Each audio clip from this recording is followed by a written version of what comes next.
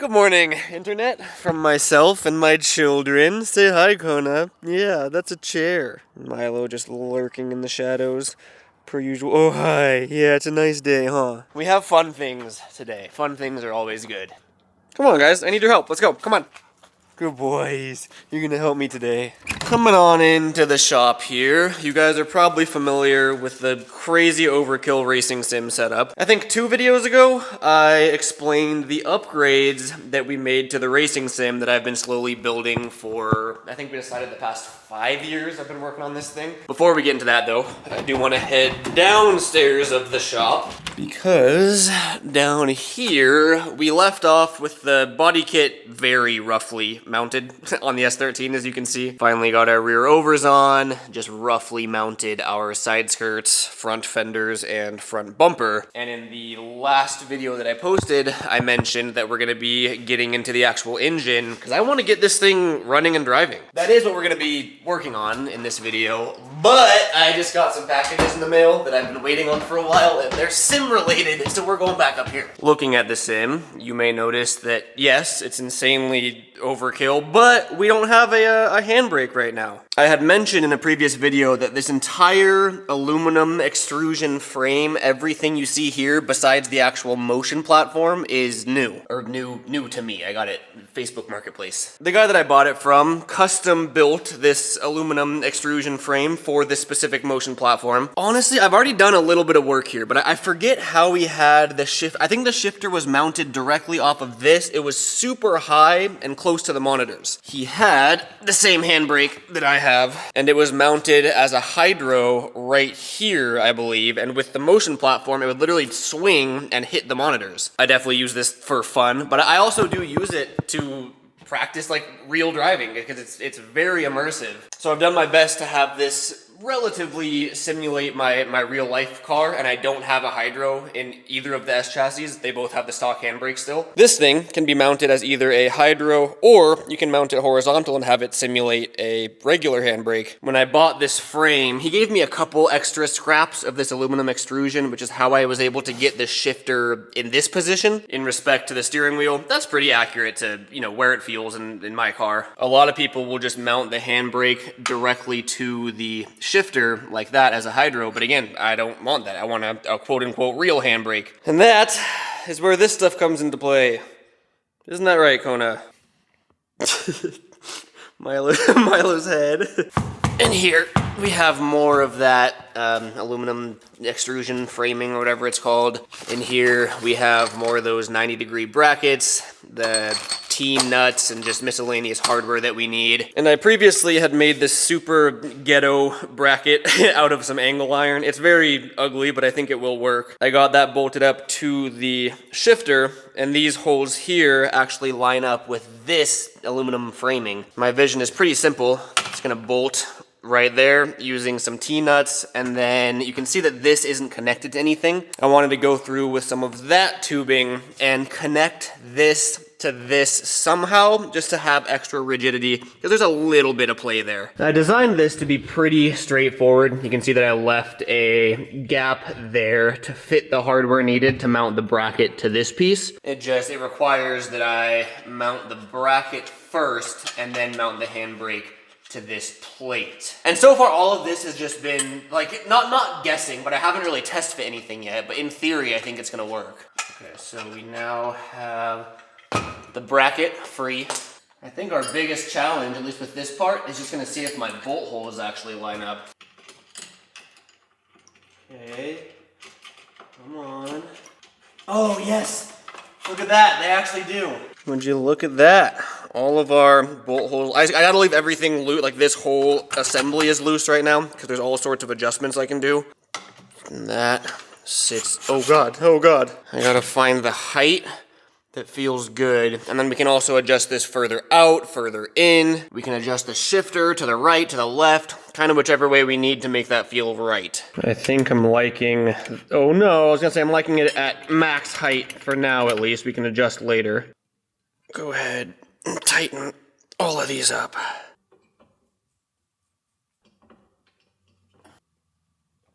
Beautiful. And then we can also go ahead and get the shifter actually, or the handbrake actually bolted up to that bracket now.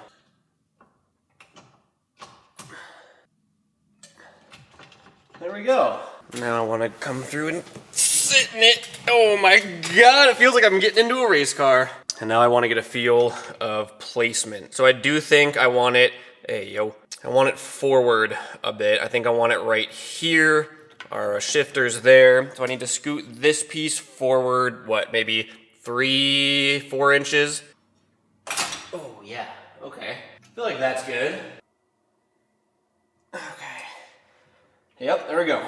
Handbrake is now mounted beautifully, nice and sturdy. And now for the part that's not, like, do you see this flex at all? It's not a big deal by any means, but part of the reason that I upgraded to this super rigid aluminum extrusion frame is to avoid any springiness like that, because the stock frame that I've had for the past 5 years, it's like 1-inch aluminum square tubing, and the whole thing just had a little flex to it, and I really wanted something like super rigid. So now I have a couple pieces of this that I can cut up, and I want to figure out a way to somehow bridge this to that right there. And my thoughts are it could be as simple as putting something there and then sort of a cross brace just like that.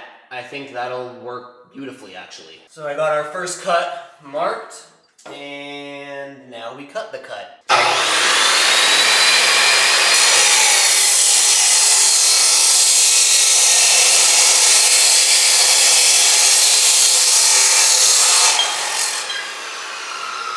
That is going to go right there, and then we need a new measurement from there to here.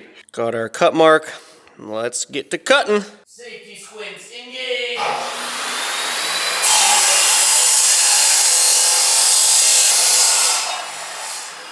Mission success! Yeah, that's it right there. So now it's just a matter of using some of these 90-degree brackets and sort of piecing everything together now.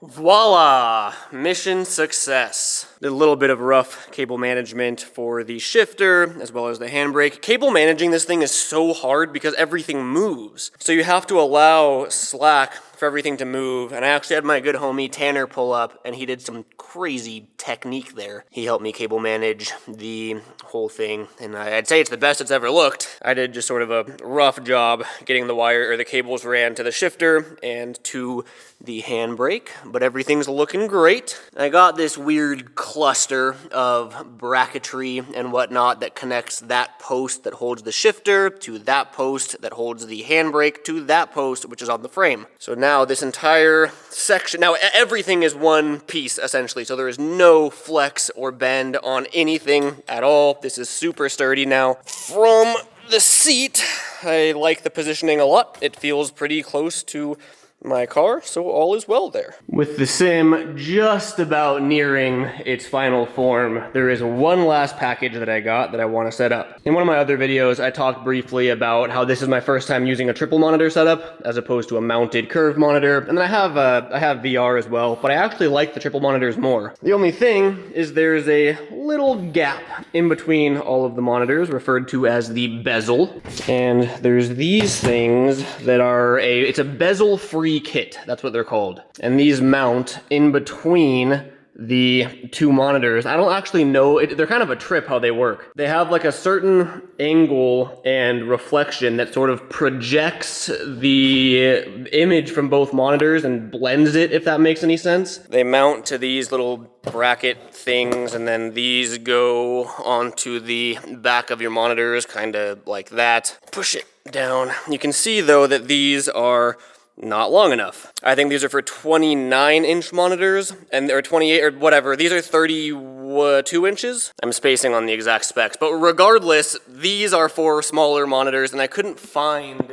the correct size ones. But there's a company that sells, I believe they're just like 3D printed adapters, and you can use these to use the smaller bezel kit on bigger monitors. And if I'm correct here, I'm pretty sure I just need these little spacers, and I think that goes into that, except straight. And then this just slides into that, and that should give me that extra spacing. I found out there was another spacer I'm supposed to use. So we have, because before it was like still a ½ inch from the bottom of the screen. So we have the big spacer in this one. We're gonna have the little spacer up there. There we go. Bezel-free kit is looking good finally. Installed. We are good to go. Let's boot this thing up and see how it all looks. Look at how trippy that is. You cannot see the gap in the monitors on either side. That is such a trip. I don't know how that works. Everything is feeling good. Dude, it's so crazy being able to look all the way around you and seeing the car. The whole seat is vibrating right now because the car is idling, and it has these shakers, I think 2 on the sides, 2 under, some in the pedals. Like this whole thing, it feels like the car is idling right now. It's go time, baby.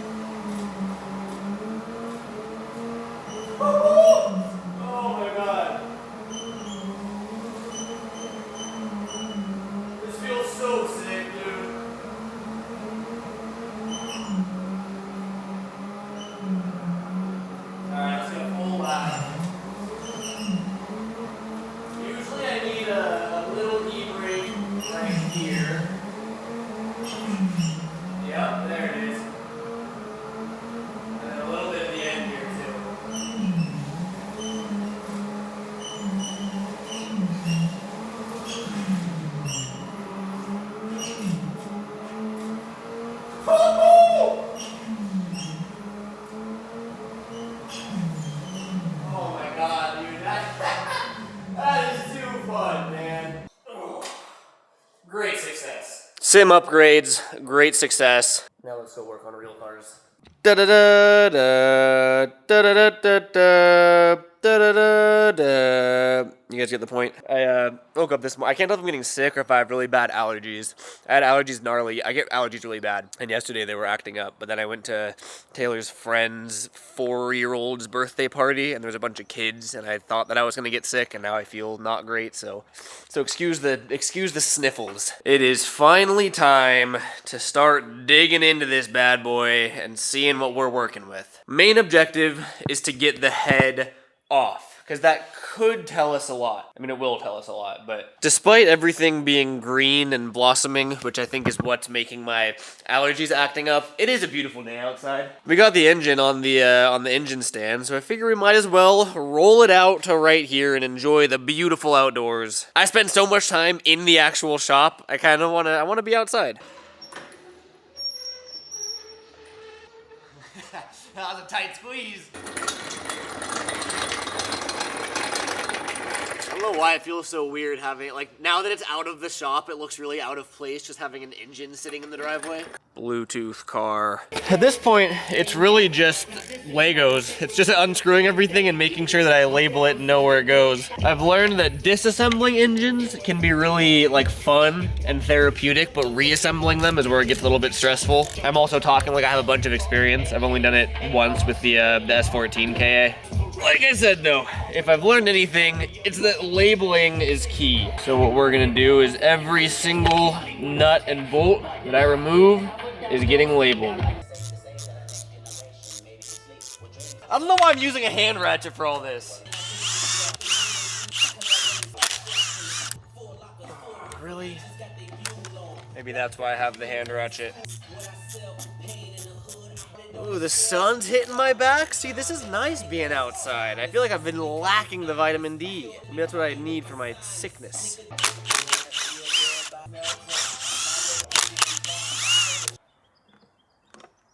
There we go. The valve cover is off. The valve cover definitely had a leak. I forget where it was, but right there looks wet, so it might have been on this side, but then I also kind of remember it being over here somewhere. Maybe right there. It's hard to tell for sure, but the valve cover did leak. A big thing that I want to do for this engine is all of this emission stuff can go. I did the same thing for the S14. There's all sorts of vacuum lines and stuff for emissions reasons. That, I mean, you know, because it's a track car that never gets driven on the street, we can remove them. Everything that you see capped here on the S14 KA is all just emissions related stuff. I was able to clean up a bunch back there. You can see on the back of the S13 KA, everything on the back there, like 90% of that is all emissions. I know that the S14 and S13 KAs are a little bit different. Like I still have this whole metal contraption here that, like, yeah, I could cut apart if I wanted, but I'm pretty sure on the S13 KAs, I have to check the service manual and go through some vacuum routing diagrams. Because let's see what, these are fuel. We don't have that big cluster of vacuum stuff. Like I think most of this stuff can get deleted. And then you remember this is the EGR tube, which was cut, which is super common, but it's still open. Like they didn't plug that. With the engine out, I want to clean all of that up. They make like a little squid plate, like a plate, an EGR block off plate, so you can get rid of this completely. There's so much going on the intake manifold. So once I get that off, it'll be a lot less overwhelming. From what I remember, let's see here, it has been a minute. You got 1, 2, 3, 4, 5. There's like some hidden nuts in there that you gotta find. And then you have these brackets on the bottom that hang on to the bottom of the manifold and keep that secure to the block, which I actually removed. Like you don't really need them, allegedly. I don't have mine in the S14. Honestly, I think I'm just gonna start unbolting stuff and see what happens. Come here, little washer. There you go. Oh, there's 2 of them. Come on out of there. Well, I'll find that later. It's like a game of operation, dude. Gotcha, mate. Gonna move that to the side because then I should be able, yeah, to get in there.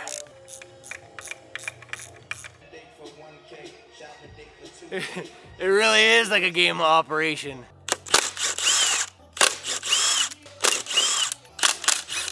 I'm remembering now that there are some very inconvenient to get bolts in between the runners there. The first time that I rebuilt the S14 KA, I followed the FSM like to the T and did everything properly. That's no fun. I think I'm just gonna drop the lower part of the manifold first, so then I can just reach up in there and get those annoying ones. But if I remember correctly, I got all the bolts loose to get that lower part down, but I'll probably have to, I mean, I should remove the oil filter, and then I think I have to rotate the alternator down to free up the space that we need.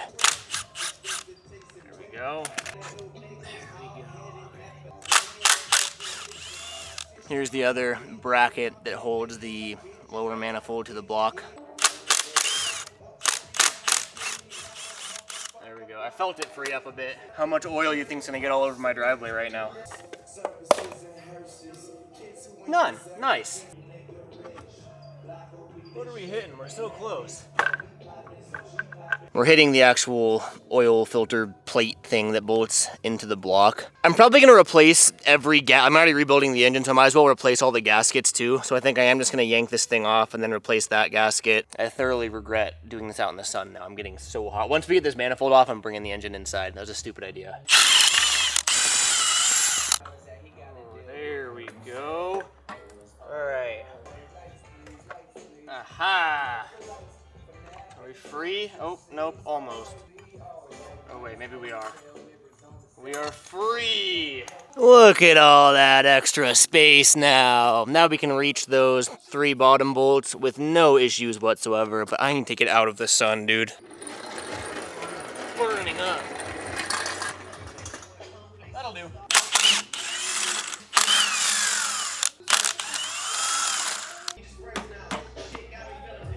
What's holding us on here? 30 years of not moving, maybe? When in doubt, smash things with a hammer.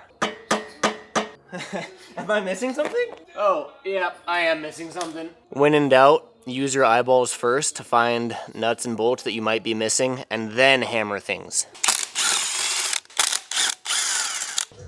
Oh yeah. There's so much mouse droppings going everywhere. Okay, couple hoses and vacuum lines. Oh, God. I'm gonna replace all these, all of them are so cracked and brittle, so I'm kind of just like breaking them. Ow, there we go. Oh, intake manifold is off. Look at all of that, dude. That is so gross. It's everywhere. That is a mess. It's all like the lower manifold stuff that has all the crazy vacuum routing and whatnot. But like I said, with the intake manifold off, it is so much cleaner, dude.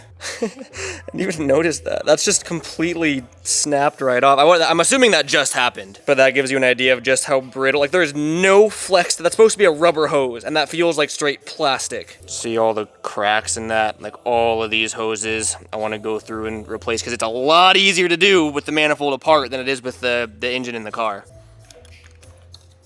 Well, everything's brittle. It's gonna be so nice to just get everything refreshed. The motor mount on this side was completely cooked. It's still, half of it's still in the car. What is this? What is this doing there? What is that? I'm gonna pull all the accessories off. The motor mount brackets, I'm literally pulling everything that can possibly come off the block. I'm gonna take that off.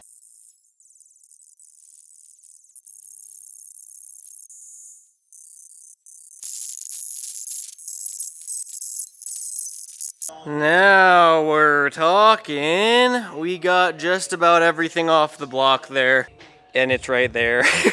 Engines are a trip, dude. Like someone engineered that and like made that. Like that's insane. Kind of just doing a quick once over, making sure I didn't forget anything. I'm gonna leave this thing in. Watch that be the one thing that leaks when I reassemble the engine. Maybe I'll pull that, whatever. Everything on this side. My little, I guess it's not a hack, but you just leave all of the bolts with whatever it came out with. So that way you can't misplace anything. All of the bolts there, everything for the motor mounts, the transmission mount things, whatever those are. And then over here, I've started our labeled pile. Good old napkin and Sharpie trick. We have our upper intake manifold hardware there, lower intake manifold hardware there. This table always ends up being my engine rebuild table. All this stuff is my least favorite part, like getting all the accessories and everything off the block. I don't know why, I don't like it. It's dirty, it's greasy, it's grimy, it's kind of overwhelming. What I do enjoy is like actually getting into the internals of the engine. Because it's just like, it's a trip, dude. Again, I've only done this once in my life and it was for that car, so this is still very, very new to me. I don't know, I'm fascinated by it all. Because we know nothing about this engine, I'm literally gonna refresh everything, new timing chain kit, all that. So really now it's just a matter of disassembling everything. Take the cam caps off, pull those out, head studs, yank the head off. This is where order really matters. Everything that you see here has to go back in its same spot. So this is where labeling is really key. I do think that it's time to bring the engine in because all of this stuff is very order sensitive. I'm just gonna pull it up next to the table over there. I still gotta pull the upper and lower timing cover to get access to the front of everything. I wonder if I'm able to squeeze that through there.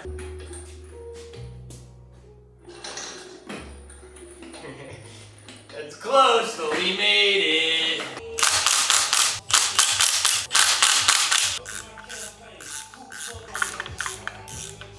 Make sure I'm not missing anything. There it goes. Oh, there she is.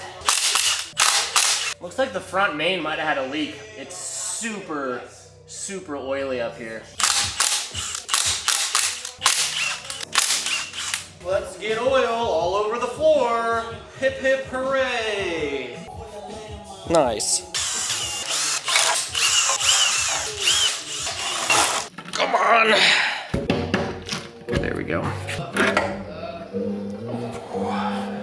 Nice. Let's get more oil everywhere. Hooray. Oh my god. Oh. Love that for me. I really thought that shirt would be enough. I don't think it was enough.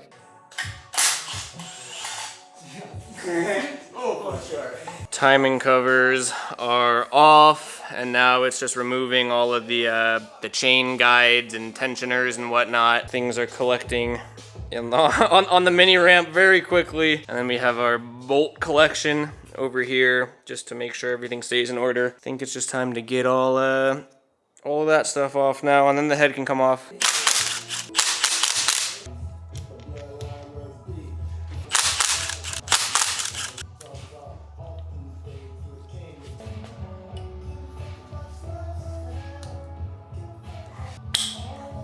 That's the right way to do it in case you were curious. All right. Timing chain, everything is free. Let's start removing the scary stuff. From what I remember, you want to start on the outermost cam caps and just crack them all loose and work your way in on both sides, because these are all under like tension. The goal is to relieve that tension evenly and slowly. So I'm gonna loosen them from the outside in and then fully remove them. And then I have our little cheat sheet here. We got front of the engine, exhaust side, intake side. That's the front of the engine. We have exhaust side over here, intake side over here. The cam caps are labeled. You can see on the top there that says I6. I5, that one's all dirty, and that says E6 for exhaust 6, exhaust 5, etc., etc. I made a mistake when I did the S14, which I'll explain that later, but let's start loosening these up.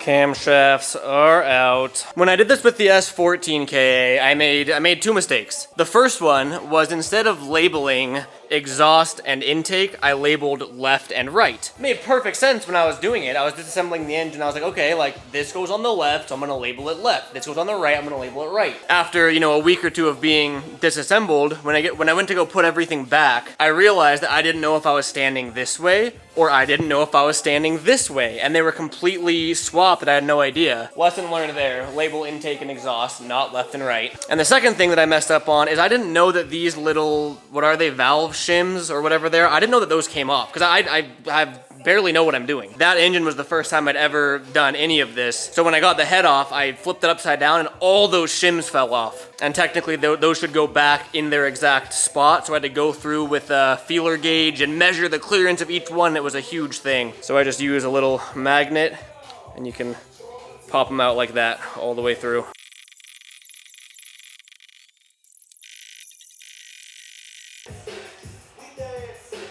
It's time for the head studs to come out, and that's similar to the cam caps. You want to start out and work your way in like a star or crisscross pattern. So we'll do like loosen, loosen, loosen, loosen, loosen, loosen, loosen, loosen, etc. until we work our way in. Then we can fully take them out. I'm gonna get the head resurfaced anyway. It's to avoid warping and whatnot.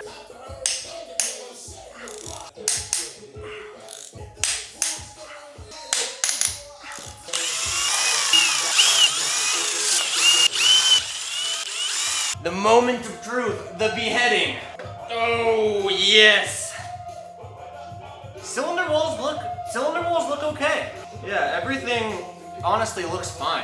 Like, not catastrophic, I mean. Cylinder 4 is the one that had really low compression, so I was prepared to see the cylinder walls like all scratched up and scuffed up. Need to get all the cylinders bored out, but we might be good to just get it honed and do new rings and whatnot. And here is what we are left with over on the engine rebuild table. Gonna take the head to a machine shop to get it resurfaced. Obviously gonna go through and clean everything. When I did the S14 KA, this is as far as I got. I left the bottom end completely stock. I didn't touch it at all. Left the pistons in, left everything in. We're doing a full rebuild on this one, so we're taking the pistons out, we're taking everything out. But we've officially maxed out at my current knowledge level. So I'm gonna go watch some YouTube videos and read some forums and see how to do this. But yeah, I'm just kind of looking through everything. I'll see you guys when it's time. Day 2, or 3, I don't actually know what day we're on, but it's time. Gavin is here in his S13. S14 is hibernating over there, and S13 is the star of the show today. Again, this is the farthest I've ever got on an engine rebuild in terms, like I've always just ever left the bottom end stock. So first time diving into this, but I think we're just gonna loosen, loosen, loosen, loosen, loosen, drop the pistons out, and then loosen, loosen, loosen, loosen, loosen, and pull the crank out. And then Gavin was telling me that similar to the cam caps, just it's very important that everything stays in its order and goes back the exact same way. And then what are you working on over here? My cluster's not It's like working intermittently on the speedometer. Okay. And so it's throwing a check engine light, so I can't smog it. Gavin just acquired this S13 for an absolutely insane price that I don't want to talk about, given I thought I got a good deal for this. He got this for the same price. So we're not going to talk about that. I'm mad at Gavin. He's dealing with the wiring stuff, and we are going to dive on in. Yeah, you got stock everything up in here. You still got stock airbox. You got all the goods. The only thing that's not stock is this. Right. But it's not even bolted. Yeah, it's just floating around. Like a snapped bolt. Yeah, that's how mine's is the same way, I'm pretty sure. Oh no, look, mine's almost bolted. Oh, maybe I might have just broke it. I might have just broke the aluminum bracket over there. Whoops. All right, here is to new things. We're officially deeper than I've ever been before into my engine, just by loosening these. I'm just gonna get them all loose first.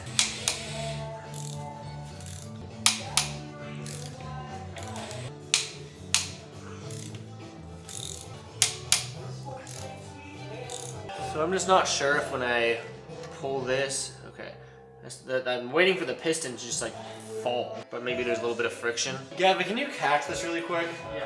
Or hammer this? Yep, keep her there, she goes. Aha, a piston.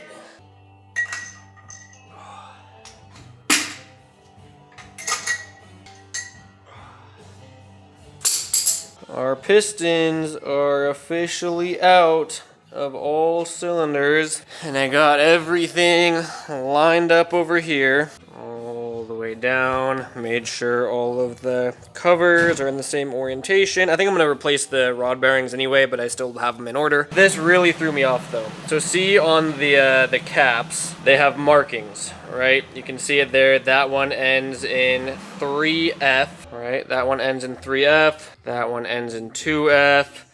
This one ends in 3F. So they all end with an F on this side, right? For whatever reason, on cylinder 2, the cap is backwards. You can see the F, the 2F there is on the inside as opposed to the outside on the other ones. And I've been so precise about making sure that I don't rotate them to make sure they all stay in the same orientation, and I started getting all in my head like, wait, did I mess up? Did I like flip one? Like it doesn't make sense for one to be rotated compared to the others. You'll also notice on the side, they're also numbered. You see that one has a 2 on the outside. 2 is on the out. Like this is the one that's quote unquote flipped. Even though I'm sure that's the orientation that I took it out of. That's what was throwing me off. This one has a 1 on that side. This one has a 3 on that side. So all of the numbers on the outside of the caps are on the right side. And sure enough, on that one, the 2 is on the same side as the other ones, which makes sense. It's just for whatever reason, the markings on the front are flipped. Because like I said, I was sure that I did not mess up the orientation, but when I was looking at it, it wasn't making sense. It must just been machined that way, but I'm confident that that's how it came out. And now, to get the actual crank out, pretty sure I gotta remove the rear main and like that whole assembly, that rear main plate, which means that the heat shield, or not the heat shield, the dust shield is gonna have to come off, which also means that we're gonna have to take the block off of the engine stand. So I think Gavin and I are just gonna, look, it's a cast iron block, probably lift it off of the lift, put it on some wood or cardboard on there, because I'm probably gonna get it resurfaced there as well, or maybe actually rotate it and set it.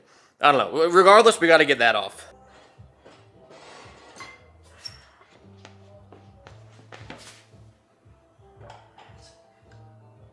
Now the dust cover should come off, just like that, and then I can zap all these off.